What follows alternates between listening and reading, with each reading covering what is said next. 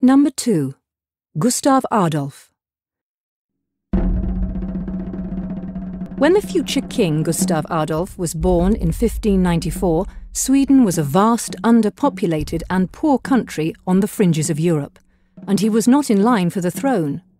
When he died in 1632 at the Battle of Lutzen, Sweden was one of the leading players on the European stage, and Gustav Adolf himself had attained an almost mystical status which surrounds him to this day. With war and expansionism, he laid the foundation for the Swedish Age of Greatness. Gustav Adolf was the son of Duke Karl of Södermanland and grandson of Gustav Vasa. When Gustav Adolf was a young boy, his father took power after a long conflict with his nephew Sigismund, who was at the time king of both Sweden and Poland.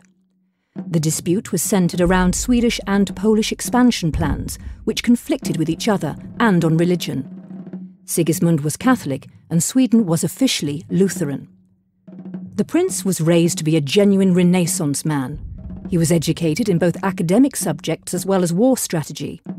He spoke both Swedish and German fluently and had a working knowledge of several other languages.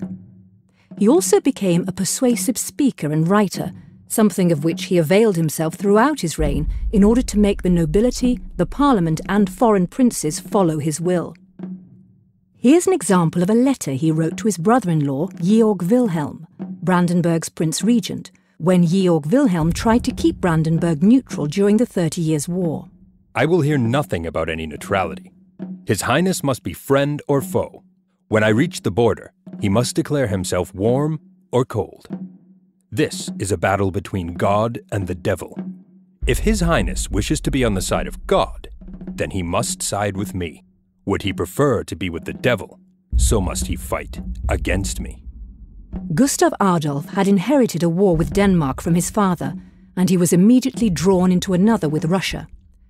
Gustav Adolf spent almost his entire reign at war with Russia, Denmark, Poland, and eventually even with Germany. War demanded most of the king's attention, and he personally led the war from the front lines, as a result of which he was repeatedly wounded in battle.